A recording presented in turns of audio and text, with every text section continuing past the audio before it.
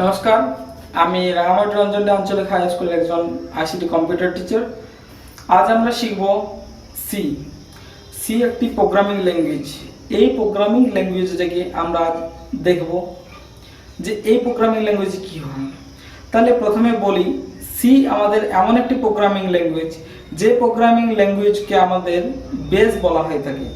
যে সমস্ত programming ল্যাঙ্গুয়েজের base যদি বলা হয় তাহলে সেটা হলো প্রোগ্রামিং সি। এই সি প্রোগ্রামটি আমাদের সমস্ত জায়গায় ব্যবহার হয়। যেমন আমাদের প্রত্যেকটা কাজের জন্য প্রোগ্রামিংয়ের দরকার হয়। এই প্রোগ্রামিংগুলোকে একসাথে বলা হয় সফটওয়্যার। আমি প্রথমেই বলেছি যে একগুচ্ছ প্রোগ্রামের সমষ্টিকে বলা হয় সফটওয়্যার। তাহলে এই একগুচ্ছ প্রোগ্রামিং সমষ্টি সফটওয়্যার হয় যদি, তাহলে আমরা কোনটাকে সফটওয়্যার বলি? যেমন আমাদের প্রত্যেকটা জিনিসই সফটওয়্যার। যদি আমরা মিডিয়া প্লেয়ার থেকে আমরা কোনো গান শুনি, গান শোনার জন্য আমাদের শুধু শুধু গান শোনা যায় না যতক্ষণ না মিডিয়া প্লেয়ারে আসা হয়। তাহলে মিডিয়া প্লেয়ার কি করে? আমাদের গান শোনার জন্য আমাদেরকে একটা জায়গা দেয়, যে জায়গায় আমাদের সমস্ত মিডিয়াগুলি অ্যাড করা থাকে, সেখান থেকে আমাদের প্লে পজের অপশনগুলি থাকে। এতে কি হয়? আমাদের মিডিয়ার থেকে আমাদের গান শুনতে সাহায্য করে। তাহলে এই যে মিডিয়া প্লেয়ারটি, এই মিডিয়া প্লেয়ারটি একটি অ্যাপ্লিকেশন সফটওয়্যার। ঠিক একই রকম অনেক রকম সফটওয়্যার আছে। যেমন আমি যদি দেখি ভিডিও দেখি, ভিডিও দেখার জন্য কি দরকার হয়? ভিএলসি প্লেয়ার বা উইন্ডোজ মিডিয়াকে প্রচুর ধরনের ভিডিও প্লেয়ার থাকে। এই ভিডিও প্লেয়ারগুলিকে আমাদের বলা হয় অ্যাপ্লিকেশন সফটওয়্যার। এগুলো আমাদের কি করে? যে ভিডিওটা দেখার জন্য আমাদের যে সাহায্য করে, এই অ্যাপ্লিকেশনের দ্বারাই আমাদের সাহায্যটি হয়। এই অ্যাপ্লিকেশনটা তৈরি হয় প্রোগ্রামিং সি। প্রোগ্রামিং সি থেকে আমাদের কোডিং করে এই প্রোগ্রামটা আমরা রেডি করি, যাতে কি হয় যে আমাদের ওই মিডিয়াটি আমাদের সাপোর্ট করে। তার জন্য আমাদের এই প্রোগ্রামিংটি তৈরি করা। ঠিক একইভাবে কোনো ফটো দেখতে হলে আমি কি করি? ইমেজ ভিউয়ার কিংবা পিকাসো এই ধরনের অ্যাপ্লিকেশন সফটওয়্যার ইউজ করি, যার কারণে কি হয়? আমাদের ইমেজগুলো পুরোপুরিভাবে দেখায়। ঠিক একই রকমভাবে আমাদের যে সমস্ত কাজ করি, সমস্ত কাজের জন্য আমাদের একটি করে সফটওয়্যারের দরকার হয়। সেই সমস্ত সফটওয়্যারকে অ্যাপ্লিকেশন সফটওয়্যারও বলে। আমরা জানি এই সফটওয়্যার সাধারণত দু প্রকারের, একটি হলো সিস্টেম সফটওয়্যার এবং আরেকটি হলো অ্যাপ্লিকেশন সফটওয়্যার। সিস্টেম সফটওয়্যার আমরা তাকেই বলবো যে সফটওয়্যারটি আমাদের পুরো সিস্টেমটাকে অপারেট করে, তাকেই অপারেটিং সিস্টেম বা সিস্টেম সফটওয়্যার বলবো। অপারেটিং সিস্টেমটা সেই সিস্টেমটাকে আমাদের চালনা করে, এটাকেই বলা হয় আমাদের অপারেটিং সিস্টেম। যেমন আমরা কোনো ফোন যদি সুইচ অফ থাকে, যদি অন করি, তখন অন করার পরে যে আমাদের উইন্ডোটা দেখা যায় সেটাকে বলা হয় অপারেটিং সিস্টেম। সেটা হলো অ্যান্ড্রয়েড অপারেটিং সিস্টেম। ঠিক একই রকমভাবে কম্পিউটার চালার সময়, চালার পর আমাদের যে স্ক্রিনটা আছে, ওয়েলকাম স্ক্রিনটা, এই ওয়েলকাম স্ক্রিনটাকে বলা হয় আমাদের সিস্টেম সফটওয়্যার। ঠিক একইভাবে অ্যাপ্লিকেশন সফটওয়্যারগুলো কোনগুলো? অ্যাপ্লিকেশন সফটওয়্যারগুলো হলো সেগুলো যেগুলিতে আমরা পার্টিকুলারলি একটি কাজকে আমরা করে থাকি। যেমন আমাদের কি হয়? লিব্রিঅফিস রাইটারে কি হয় যে আমাদের রাইটারের সমস্ত রকমের ডিজাইনের কাজগুলো আমরা লিব্রিঅফিস রাইটারতে করে থাকি, কিংবা কোনো হ্যান্ডবিল কিংবা কোনো কোশ্চেন পেপার, এইসব কাজগুলো আমরা সাধারণত লিব্রিঅফিস রাইটার থেকে করে থাকি। কিন্তু কাউন্টিংয়ের কোনো কাজগুলো সেগুলো আমরা লিব্রিঅফিস ক্যালক থেকে করে থাকি। ঠিক এই যে এক একটি আমাদের অ্যাপ্লিকেশন আমাদের এক একটি কাজ করতে দেয়, এই অ্যাপ্লিকেশন সফটওয়্যারগুলো হলো সি প্রোগ্রামিং থেকে তৈরি। তাহলে সি প্রোগ্রামিং থেকে বিভিন্ন এরকম অনেক রকম সফটওয়্যার আছে। যেমন যদি বলি, আমাদের কম্পিউটারের যে সমস্ত ড্রাইভার্স ছাড়া আমাদের কম্পিউটার কোনোভাবে চালানো করা সম্ভব হয় না। কি হয়? যদি কম্পিউটারের ড্রাইভার্স না থাকে তাহলে কি হয়? আমাদের গ্রাফিক্সটা ভালো দেখা যায় না। তাহলে কি হয়? আমাদের অডিও শোনা যায় না। তাহলে কি হয়? আমাদের ভিডিও দেখা যায় না।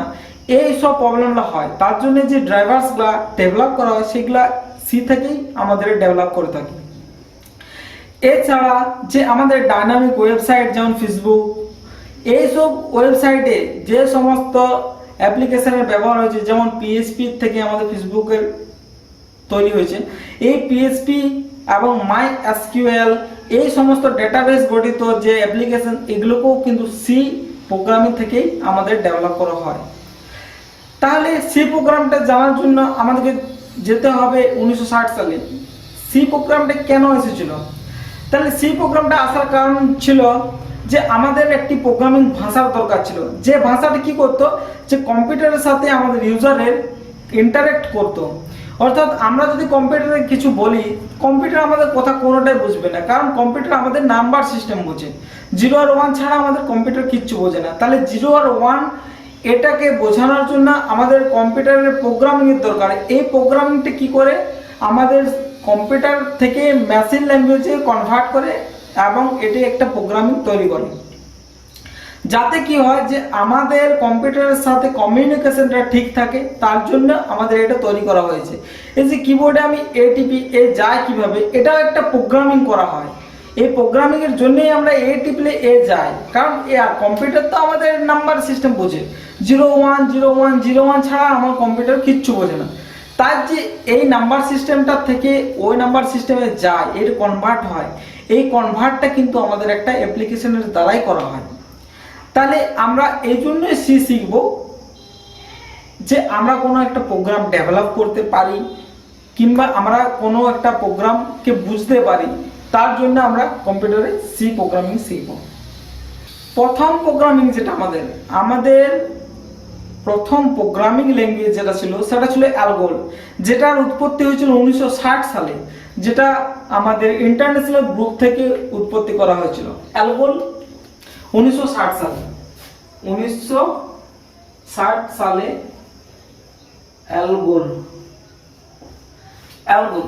অ্যালগোলের পুরো নাম হচ্ছে অ্যালগোরিদমিক ল্যাঙ্গুয়েজ। এই ল্যাঙ্গুয়েজটি ছিল ব্লক স্ট্রাকচার ল্যাঙ্গুয়েজ। এই ল্যাঙ্গুয়েজে আমাদের প্রথম ছিল কম্পিউটার প্রোগ্রামিং ল্যাঙ্গুয়েজ। এই ল্যাঙ্গুয়েজটা আমাদের ফার্স্ট কম্পিউটার প্রোগ্রামিং ল্যাঙ্গুয়েজ। এরপরে আস্তে আস্তে আমাদের ডেভেলপ হতেই থাকে। 1963-তে একটা আমাদের ল্যাঙ্গুয়েজ আছে যেটাকে বলা হয় সিপিএল, যেটা এনেছিলেন মার্টিন রিচার্ডসন।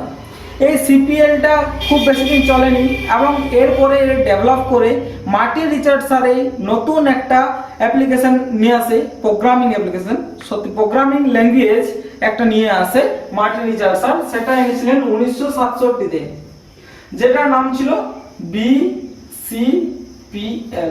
বিসিপিএল এর পুরো নাম ছিল বেসিক কমান্ড প্রোগ্রামিং ল্যাঙ্গুয়েজ।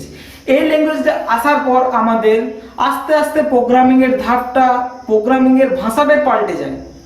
এই প্রোগ্রামিং এর ভাষাটাই পাল্টে যায় আমাদের এই প্রোগ্রামিংটা আসার পর। তারপর কি হয়, আমাদের 1967-এর পর 1970 সালে প্রথম আমাদের যে প্রোগ্রামিং ল্যাঙ্গুয়েজ এনেছিল কেন থমসন মহাশয়। এরপর 1970 সালে কেন থমসন নামে এক বিজ্ঞানী যে প্রোগ্রামিং ল্যাঙ্গুয়েজ নিয়ে এসেছিল, সেটা দিয়ে আমাদের ইউনিক্স অপারেটিং সিস্টেমের তৈরি হয়েছিল। এই প্রোগ্রামিং ল্যাঙ্গুয়েজটার নাম ছিল বি ল্যাঙ্গুয়েজ। তাহলে 1970 সালে আমাদের বি ল্যাঙ্গুয়েজ, অর্থাৎ এই যে সিপিএলটাকে বাদ দিয়ে এই ল্যাঙ্গুয়েজটাকে ছোট করে সেটাকে বি ল্যাঙ্গুয়েজে করা হয়। এবং কেন থমসন স্যার এই ল্যাঙ্গুয়েজটি তৈরি করার পর তিনি ইউনিক্স অপারেটিং সিস্টেম ডেভেলপ করেছিলেন এই ল্যাঙ্গুয়েজ দিয়ে। এরপর আস্তে আস্তে আরো এই ল্যাঙ্গুয়েজের মধ্যে আরো অনেক কিছু অ্যাড করার পর এটাকে আবার 1972 সালে ডেনিস রিচি স্যার নিয়ে আসেন, যেটার নাম ছিল ট্র্যাডিশনাল সি। 1972 সালে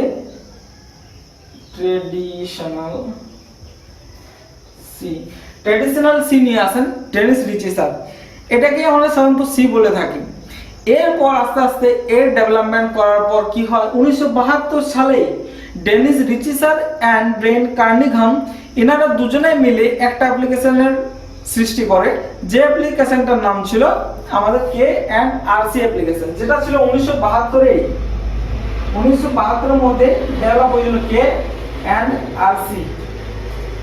এই অ্যাপ্লিকেশন দুটি তিনি ডেভেলপ করেছিলেন, কার্নিঘাম and Dennis Ritchie sir.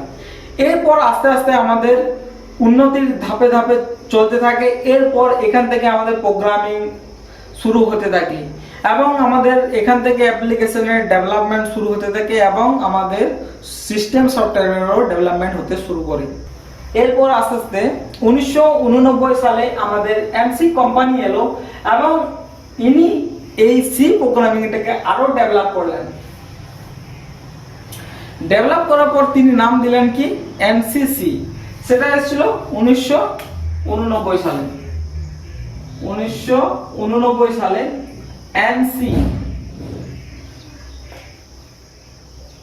NC. তাহলে এনসিসি কি করেছিল 1989 সালে এসেছিল এবং এই কোম্পানি কি করেছিল এই সিটাকে আরো ডেভেলপ করেছিল। এনসির পুরো নাম হচ্ছে আমেরিকান ন্যাশনাল স্ট্যান্ডার্ড ইনস্টিটিউট। এই কোম্পানি আমাদের সি ল্যাঙ্গুয়েজকে ডেভেলপ করেছে 1989 সালে। এরপর আস্তে আস্তে আরো ডেভেলপমেন্ট হয়। এরপরে এই কোম্পানির সাথে আইএসও কোম্পানি যোগদান করে এনসি এবং আইএসও কোম্পানি একটি নতুন অ্যাপ্লিকেশন ডেভেলপ করে 1990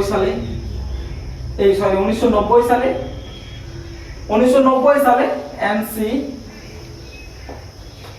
এন্ড আইএসও এই কমিটি আমাদের একটি সি প্রোগ্রামিংকে ডেভেলপ করে, যেটা ছিল আমেরিকান ন্যাশনাল স্ট্যান্ডার্ড ইনস্টিটিউট এবং ISO International Organization of Standardization. এই দুটি আমাদের কমিটি মিলে আমাদের এনসিসি কে আবার উন্নতির ধাপে এগিয়ে নিয়ে চলে। এরপর আস্তে আস্তে আমরা আসি এনসি এর গুরুত্ব কি। তাহলে এতক্ষণ আমরা দেখলাম কি যে আমাদের সি এর উৎপত্তি হয় কিভাবে, যে আমাদের একটা অ্যালগোল ল্যাঙ্গুয়েজ ছিল, অ্যালগোল প্রোগ্রামিং ল্যাঙ্গুয়েজ ছিল। এই অ্যালগোল প্রোগ্রামিং ল্যাঙ্গুয়েজ থেকে আস্তে আস্তে আমরা বিসিপিএল এলাম, বিসিপিএল এর পর বি তে এলাম, বি এর পর সি ল্যাঙ্গুয়েজ এলাম, সি এর পর আরসি তে এলাম, আরসির পর এনসি এলাম, এনসির পর এনসি এবং আইএসও কোম্পানিতে আমরা নিয়ে এলাম।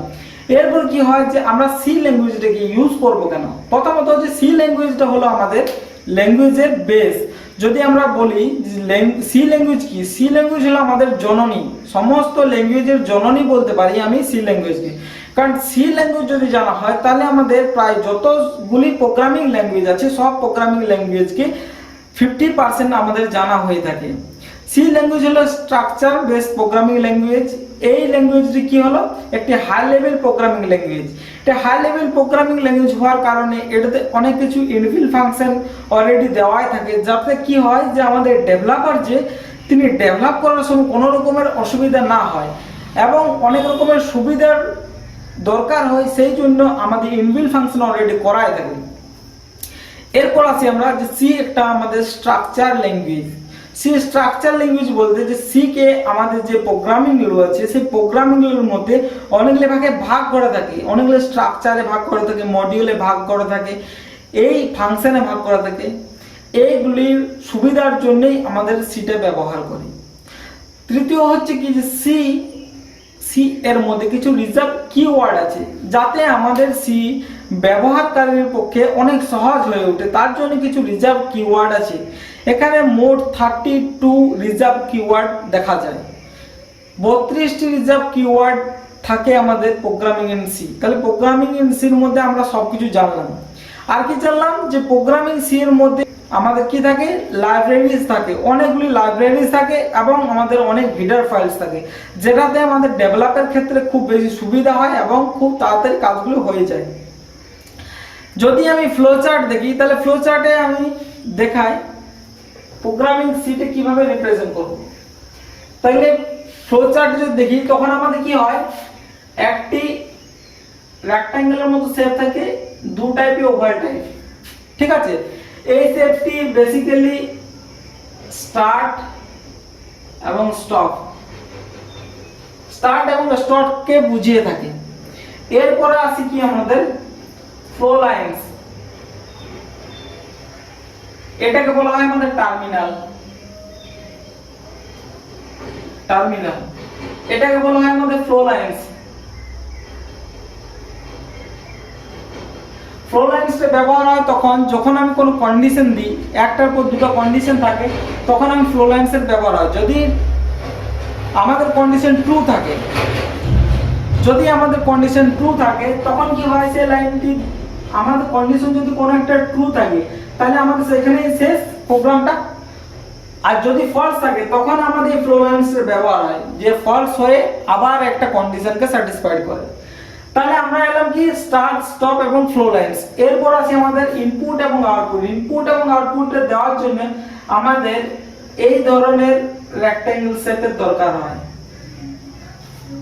এটা হলো কি আমাদের ইনপুট আর আউটপুট।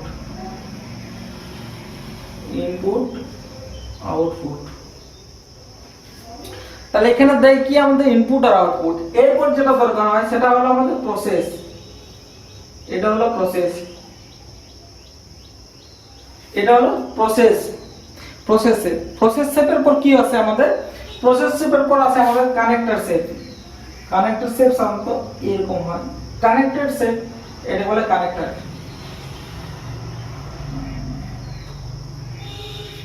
কানেক্টরের কাজ কি হয়? যদি আমাদের একটা কন্ডিশন থাকে, সেই কন্ডিশন যদি আমাদের ট্রু হয়, ট্রু হলে সেই কানেক্টর দিয়ে আমাদের শেষ হয়ে যায়। আরেকটি কন্ডিশন হয় কি ফলস, সেই ফলস কন্ডিশনটা আমাদের চলে যায়। কন্ডিশনটাকে আমরা সাধারণত এভাবে ডিনোট করি, এটাকে বলা হয় কন্ডিশন, এটা বলা কন্ডিশন।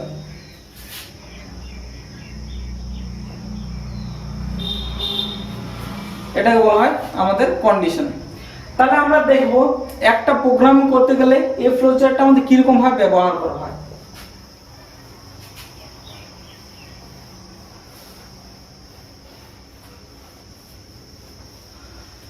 তাহলে প্রথমে আমি জানি এটি হলো আমাদের স্টার্ট। তাহলে আমরা একটা প্রোগ্রামিং কে স্টার্ট করছি। স্টার্ট করার পর কি হবে? একটা ইনপুট দেব। তাহলে a equal to 20, b equal to 10। এই দুটি ডেটাকে আমি স্টোর করছি একটা ভেরিয়েবলে, এটা হচ্ছে আমাদের ইনপুট। তাহলে স্টার্ট করার পর কি করছি? আমি a এবং b কে আমি এখানে ইনপুট দিচ্ছি। a এবং b এর একটা ডেটা আমি এখানে a এবং b এর মধ্যে স্টোর করাচ্ছি। স্টোর করার পর কি করবে? সেটাকে আমি প্রসেস করাবো। প্রসেস করার জন্য আমি কি করব? প্রসেসিং নেব।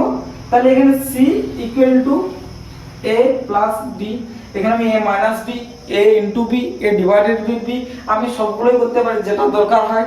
তাহলে এটা হলো আমার কি? প্রসেসিং। তাহলে এটা আমার প্রসেসিং হয়ে গেল। প্রসেসিং এর পর কি হবে? আউটপুট চাই আমার। আউটপুট কি হবে? প্রিন্ট।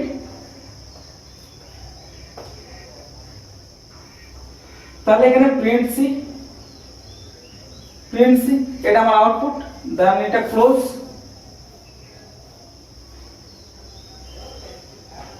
স্টপ। তাহলে আমরা কি করলাম? তাহলে আমি কি করলাম? যে আমার একটা প্রোগ্রামিং স্টার্ট হবে। স্টার্ট হওয়ার পর কি হবে? সেটাতে আমি ইনপুট দেবো।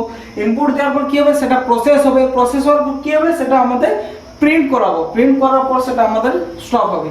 তাহলে আমি একটা প্রোগ্রাম কিভাবে তৈরি করব সেটা আমরা দেখতেই পাচ্ছি। প্রোগ্রামিং এর ক্ষেত্রে যেগুলি দরকার হয় সেগুলি হলো প্রথমত প্রি প্রসেসিভ ডাইরেক্টিভস। প্রি প্রসেসিভ আর ডাইরেক্টিভস আমাদের সবার প্রথম দরকার হয়। যদি আমি কোনো প্রোগ্রামিং করি তাহলে প্রোগ্রামিং এর প্রথমে থাকে আমাদের হ্যাজ ইনক্লুড।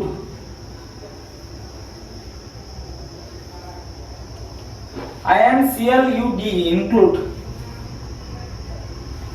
তাহলে আমার থাকবে হ্যাজ ইনক্লুড। হ্যাজ ইনক্লুড হলো একটা প্রি প্রসেসড ডাইরেক্টিভস, যেখানে আমাদের কি থাকবে স্টোর করা? সেখানে থাকবে আমাদের stdio.h। এটা মানে কি? হ্যাজ ইনক্লুড মানে এই প্রি প্রসেসড ডাইরেক্টিভটার মধ্যে থাকবে আমাদের কি? std standard. স্ট্যান্ডার্ড থাকবে। স্ট্যান্ডার্ড কি থাকবে? IO, I input, O output. তাহলে আমাদের stdi এর মধ্যে কি আছে? স্ট্যান্ডার্ড ইনপুট এন্ড আউটপুট, এই দুটি থাকবে। সেটা কোথায় থাকবে? আমাদের .h থাকবে। h মানে কি বলেছি আমরা? Header files.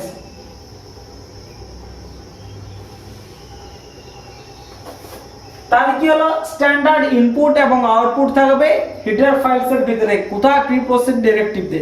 ঠিক আছে, এটা আমাদের প্রথম লাইন, যেটা আমাদের দিতেই হবে। এরপর আসছি আমরা সেকেন্ড লাইনে। হ্যাজ ইনক্লুড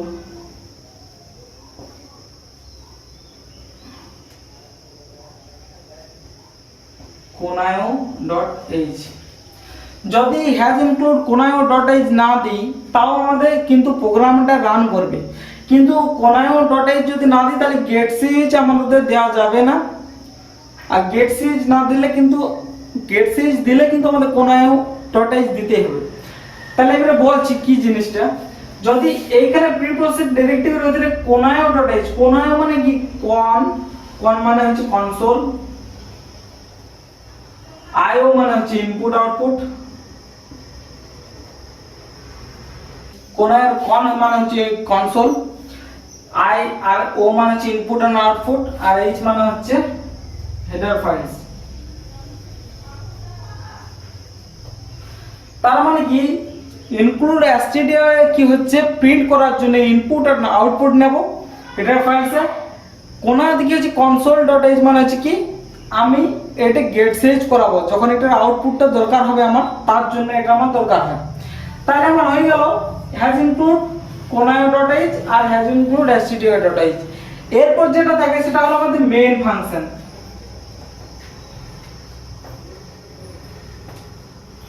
মেইন ফাংশন মানে হচ্ছে প্রথম বন্ধনী চালু আর শেষ থাকবে, এটা একটা ফাংশন। এই ফাংশনটার নাম আমাদের ভয়েড মেনু হতে পারে, ইন্ট মেনু হতে পারে, ইন্ট ম্যান বা ভয়েড মেন দুটোই হতে পারে। আবার যদি আমি এই দুটো না দিই, শুধু মেন থাকে, তাও আমার কোনো অসুবিধা নেই। মানে মোট কথা আমার একটা মেইন ফাংশন থাকবে। এই মেইন ফাংশন কি, মেইন লেখা এবং এরপর কার্লি ব্রেসেস একটা শুরু হবে। কার্লি ব্রেসেস শুরু হওয়ার পর কার্লি ব্রেসেসের মধ্যে যা আমার প্রোগ্রামটা থাকবে, সেই প্রোগ্রামটা এখানে কার্লি ব্রেসেস দিয়ে আমি অফ করব। এইটি হলো আমার মেইন ফাংশন। মেইন ফাংশন কি, মেইন ফাংশনটা হলো এটা যে আমার একটা কার্লি ব্রেসেস থাকবে, সেখানে আমার সমস্ত প্রোগ্রামিংটা থাকবে এবং এটাকে অফ করতে হবে। এটি হলো আমার বেসিক প্রোগ্রামিং। ঠিক আছে, আজকের মতো এতটাই। নেক্সট দিনে আমি দেখাবো কিভাবে প্রোগ্রামিং করতে হয়, এক একটি করে প্রোগ্রামিং করে আমি দেখাবো।